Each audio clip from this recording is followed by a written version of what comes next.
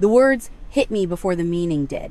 "Hannah, I think it's best if you leave." My father's voice carried across the glass ballroom with the same cold precision he used in board meetings. The crystal chandelier above seemed to dim. Or maybe that was just my vision narrowing. I felt my fingers tighten around the stem of my wine glass until the fragile bowl threatened to crack. I didn't blink, and I didn't flinch. I just stood there, absorbing the clinical silence of 30 pairs of eyes watching my public execution. Have you ever felt like the invisible one in your own family? Let me know your story down in the comments. I'd love to know who is part of our community. I didn't cry, and I didn't ask why. I didn't give him the satisfaction of seeing a single crack in my professional mask. I simply set my glass down on the white linen tablecloth, the sound a sharp, hollow thud in the sudden vacuum of the ballroom. Anger wasn't loud this time. It was clinical. I had spent 32 years as the silent investor in Michael Sterling's version of a family, and I had just received my final notice. Then, Tyler's chair scraped against the polished marble floor. My husband stood beside me, his posture radiating a coiled tension I had only seen during high-stakes software negotiations. He didn't look at me. He looked directly at my father, Michael, with a gaze that made the rest of the board members shift uncomfortably in their seats. "I'd like to make a toast," Tyler said quietly. Michael's jaw tightened, his knuckles whitening as he gripped the podium. "This is a private celebration of 40 years of sterling excellence, Tyler." "It isn't your place." "That's debatable," Tyler replied, raising his glass with lethal precision. "But tonight, I'm the only one in this room acting like a sterling is supposed to, with a shred of integrity." The silence was absolute. Jacob, my older brother and our vice president of operations, suddenly found his plate of seared scallops fascinating, refusing to meet my eyes. Madison, our public relations director, reached for her phone with practice speed, her thumbs likely already drafting a narrative to frame my departure as a mental health break to protect the firm's image. They weren't shocked by what Michael had done. They were shocked that I was no longer playing along. I felt the familiar numbness settle over me, but it wasn't the numbness of defeat. It was the clarity of a balance sheet. My father viewed love as a performance review, and I was finally realizing that his approval was a subscription I could no longer afford to fund. I had design-led this empire from the shadows while they collected the accolades and the keys to the city. My contribution had been a luxury they had overdrafted for decades. Tyler took my hand, his grip steady and warm. We turned together, walking toward the arched glass exit of the ballroom. The crystal lights reflected off the floor like ice, a perfect mirror for the atmosphere Michael had cultivated for 40 years. At the threshold, I stopped. I didn't turn around to face them, but I projected my voice with the same clarity I used when presenting a multi-million-dollar blueprint. "Oh, and Michael?" I said, the name tasting like ash. The Sterling Discretionary Architectural Fund cleared the payment for this gala yesterday afternoon. $68,000 for the custom vintage reserve, the silk drapes, and the string quartet. Since I'm technically the sole administrator of that fund, consider this my final contribution to your brand. Enjoy the champagne, Dad. It's literally on me. The soft click of the heavy oak doors closing behind us felt like a period at the end of a very long, toxic sentence. Outside, the Charleston night air was thick and humid, but for the first time in my life, I could actually breathe. I didn't need to ask Michael why he did it. In his world, every person is either an asset or a liability on a corporate balance sheet. For 32 years, I had been the wrong kind of sterling. I was the one who loved the physics of a structure more than the prestige of the name on the brass plaque. While Jacob and Madison learned to perform for the cameras and rehearse the family brand, I learned to disappear into the blueprints. Most people would call Michael's behavior high standards, but I know better. I fell into the trap of normalized cruelty, a sophisticated psychological cage where abuse is dressed up as professional discipline. In our house, love wasn't a biological right. It was a dividend paid out only to those who met Michael's exact specifications for sterling excellence. Because Michael views his children as extensions of his own ego rather than autonomous human beings, any deviation from his vision was treated as architectural sabotage. I was 22 when I won my first regional design competition. I handed Michael the award, my hands actually shaking with the desperate hope that he might finally see me. He glanced at the trophy for less than 3 seconds before setting it on a shelf behind him. Pretty drawings don't secure zoning permits, Hannah, he'd said. No congratulations. No recognition of the 18-hour days I'd pulled while maintaining a full course load. Just a reminder that I was still a liability in his eyes. When I switched my graduate focus to sustainable structural engineering, Michael didn't just disagree. He executed a financial foreclosure on my future. If you're going to chase a niche hobby instead of the sterling legacy, you can do it on your own dime, he told me with that clinical board meeting stare. He cut off my funding entirely, expecting me to come crawling back to the safety of his shadow. Instead, I worked 3 part-time jobs, took out massive loans, and graduated with highest honors, all without a single cent of sterling capital. He never asked how I managed it. He never bothered to find out that while I was acting as the ghost architect for his firm's most prestigious projects, I was quietly building my own infrastructure. I spent my 20s trying to buy back equity in a family that had already written me off. I shrank my personality to fit into the sterile, glass and steel conversations Michael required. I let Jacob take credit for my structural analyses because I thought it was the tax I had to pay to stay at the table. But that gala dinner changed the accounting. I realized Michael didn't just want me gone. He wanted to erase the fact that I was the only one in the room who actually knew how to keep the building standing. My compassion for them had been a luxury they had overdrafted for far too long.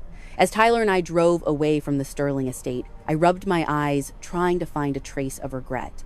There was only clarity. This wasn't a family breakdown. It was a liquidation. I was too focused on the blueprints to see the vultures circling my desk. I had spent years in a state of clinical detachment, treating Michael's dismissal as a structural flaw I could eventually fix with enough hard work. But the silence that followed my exit from the gala wasn't just a break in communication. It was the start of a coordinated demolition of my identity. Madison didn't waste an hour. By midnight, she had already leaked a carefully crafted concern statement to our industry contacts. The narrative was smooth, professional, and utterly lethal. I had suffered a private emotional crisis due to the pressure of the harbor project, and for my own well-being, I had been granted an indefinite leave of absence from Sterling Architecture. They weren't just taking my job, they were retroactively erasing my competence to protect the brand. Jacob's escalation was more direct. He called me at 2 a.m, his voice stripped of its usual golden sun charm. Hannah, the firm's security protocols flagged your unauthorized access to the archival structural files the moment you attempted to move them to an external drive, he said, the threat vibrating through the phone. That's Sterling intellectual property. If those blueprints aren't back on the corporate server by 9 a.m., Michael is filing for a permanent injunction and suing you for professional sabotage. Don't make this uglier than it already is. I sat in the dark of my new home office, looking at the glowing screen of my laptop. I didn't panic. I didn't defend myself. I simply listened to the man who had built his vice president title on the back of my structural calculations tell me I was a thief. The blueprints aren't on the server, Jacob, because they were never corporate property, I said, my voice as steady as a load-bearing beam. Michael cut off my funding 3 years ago, remember? He told me to pursue my sustainable engineering hobby on my own dime. So I did. I registered Foundation Limited Liability Company, patented the regeneration filtration system under my own name, and designed the harbor project under the independent contractor carve-out I'd secured in my last contract renewal. Every line of that code belongs to me. You're delusional, Jacob hissed. The firm's name is on the contract, and my signature is on the copyright filing, I countered. Michael wanted a daughter who didn't exist. Now, he has a business partner he can't control. I think you should check your email, Jacob. My attorney just sent the board a formal cease and desist regarding the use of my proprietary designs. If Michael tries to present my blueprints to the city council tomorrow, he'll be doing it in a courtroom, not a boardroom. I hung up before he could respond. I didn't need to hear his excuses or his threats. The vultures were finally realizing that the invisible daughter was the only one holding the keys to the castle, and I was just getting started with the accounting. I stopped responding to the texts, and I stopped listening to the voicemails. By the 3rd day after the gala, I had moved from the why me stage to the how much stage. This wasn't a family drama anymore. It was a forensic audit. I didn't need Michael's validation. I needed his financial records.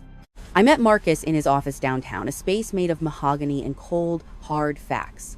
Marcus is a forensic attorney who specializes in the kind of white-collar rot that Michael had spent 40 years pretending didn't exist. I sat across from him, my posture as rigid as a skyscraper's frame, while he laid out the preliminary results of our professional escalation. "Hannah, I've been looking into the internal accounting at Sterling Architecture," Marcus said, his voice as neutral as a judge's gavel. "I'm not just seeing favoritism. I'm seeing systemic fraud." He slid a file across the desk. It wasn't a letter of apology, it was a spreadsheet. My eyes tracked the numbers, the digital trail of 32 years of exploitation. I had been the firm's ghost architect, but Jacob had been the one signing the expense reports. "Jacob didn't just take credit for your blueprints, Hannah," Marcus explained. "He's been forging your digital signatures for 3 years to bypass the internal audit committee on the harbor project. Jacob exploited a backdoor in the firm's legacy server, hiding the subfolders and rerouting all authorization alerts away from your primary dashboard so you'd never see the filings. He was using your professional license to authorize structural shortcuts that would save the firm $400,000 in materials while he pocketed the efficiency bonus." I rubbed my eyes, but there was no panic. There was only the clinical clarity of a balance sheet. My older brother hadn't just stolen my work. He had weaponized my credentials to commit a felony. He had banked on my silence, thinking I'd never look at the ledger because I was too busy swallowing shame at the family table.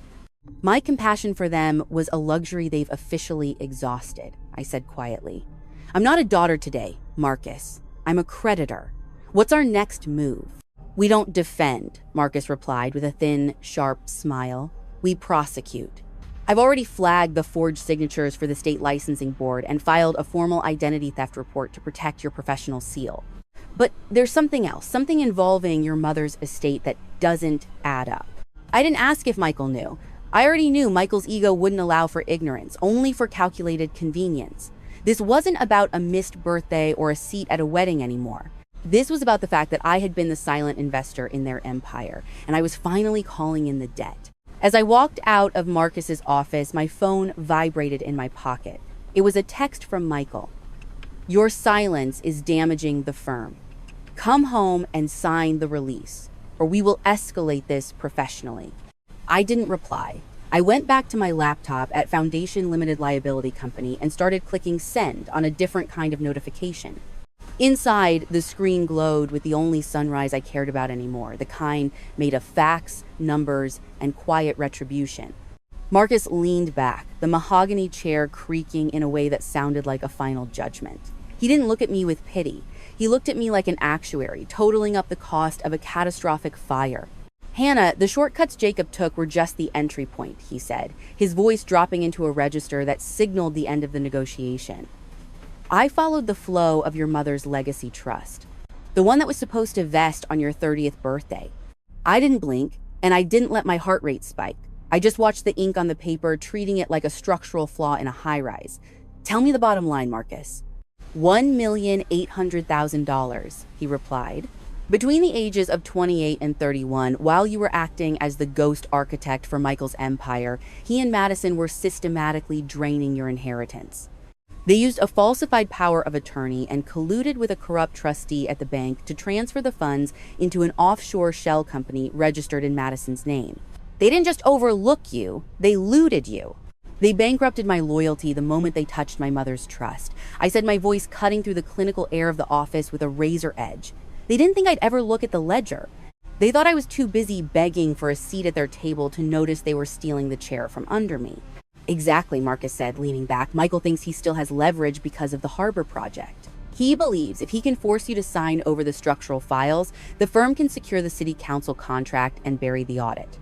I allowed myself a single, cold smile, the kind I used when identifying a building that was too structurally compromised to save. "Michael thinks he's playing checkers in a glass house," I said. "But I'm the one who engineered the glass." I pulled a thin, navy blue folder from my bag and slid it across the mahogany desk. Inside was the trademark registration from the United States Patent and Trademark Office, dated 3 years ago. I knew Michael would try to claim my sustainable engineering hobby the moment it turned a profit, I explained, my tone as flat and lethal as a court transcript. "So, I didn't just design the harbor development. I patented every structural innovation, the regeneration filtration system, and filed copyrights for the entire aesthetic signature under Foundation Limited Liability Company before a single brick was laid. Sterling Architecture isn't just using my work. They are currently building a $500 million project on intellectual property they have no legal right to touch. Marcus flipped through the documents, a look of grim admiration crossing his face as he realized the scale of the trap Michael had walked into. You own the architectural soul of the firm's future. I do, I said, standing up and smoothing my blazer. Michael wanted me to leave the ballroom. He forgot that I was the one who designed the exits. This isn't revenge, Marcus. This is the kill shot, and I'm ready to pull the trigger. The glass doors of Foundation Limited Liability Company didn't just open. They signaled the beginning of a final liquidation. The silence in my new lobby was structural. It wasn't the heavy, suffocating silence of Michael's glass ballroom, but the clean, efficient silence of an office where every detail was accounted for. I sat behind my desk, not as a daughter waiting for a performance review, but as the sole architect of Michael's ending. Then they walked in. Michael looked older than he had 72 hours ago, his expensive suit hanging loose on a frame that seemed to have lost its structural integrity. Jacob followed 2 steps behind, his vice president confidence replaced by the frantic energy of a man who realized his efficiency bonuses were actually evidence of a felony. Hannah, Michael said, his voice lacking the precision he had used to dismiss me at the gala. The bank has frozen our corporate line of credit. The city council is demanding the blueprints for the harbor project by 5 p.m. today, or the contract is voided. We need you to sign the intellectual property release immediately. I didn't stand up. I didn't offer them a seat. I simply watched them, treating their presence like a structural flaw I had already decided was too compromised to repair. We're family, Hannah. Jacob interjected, his voice high and desperate. If the firm goes under, everyone loses. Think about the Sterling name. The Sterling name is a bankrupt brand, Jacob, I said, my tone as flat and lethal as a court transcript. And we aren't family. We are 2 parties in a high-stakes intellectual property dispute. My sympathy was a line of credit you permanently closed when you decided to forge my digital signatures to authorize structural shortcuts. We can fix the audit, Michael said, stepping closer to my desk. I'll give you a seat on the board, a real one this time. Just sign the release and save the harbor development. I rubbed my eyes, but there was no regret, only the clinical clarity of a balance sheet. I've already saved the harbor project, Michael. Foundation Limited Liability Company is now the primary developer. The city council has already been notified that Sterling Architecture attempted to bid using stolen proprietary designs. I slid a navy blue folder across the desk. It wasn't a release, it was a copy of the formal complaint filed with the state prosecutor. The emergency injunction to freeze your offshore accounts is being executed as we speak. The $1,800,000 you and Madison embezzled from my mother's legacy trust has already been identified in the offshore accounts. The state licensing board has the evidence of your forged signatures, Jacob. This isn't a negotiation. It's a foreclosure. Michael stared at the documents, the color draining from his face until he looked as cold and sterile as the steel buildings he worshipped. He looked at me, perhaps searching for the daughter who used to beg for his pride, but he only found the architect who had engineered his exit.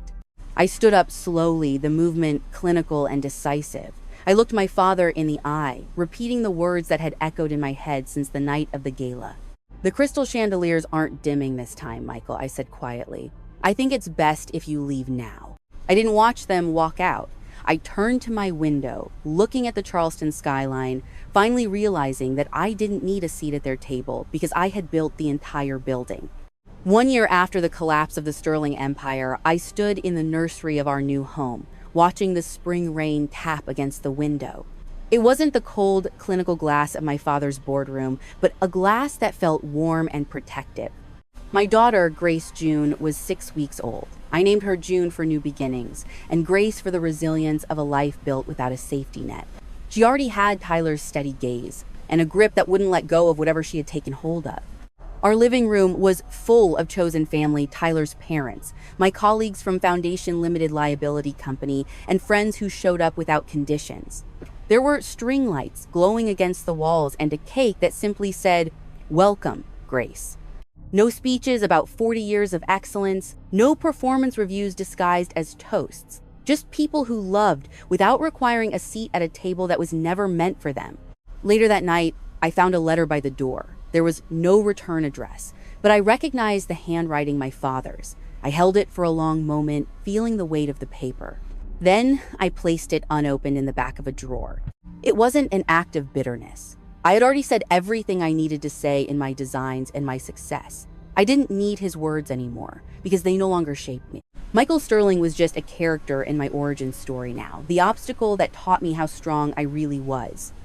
I've come to realize that the most powerful thing you can do isn't win their approval. It's to stop needing it. If you find yourself in a similar situation, remember that you are already enough. You don't have to earn your place or prove your worth to people who don't respect you.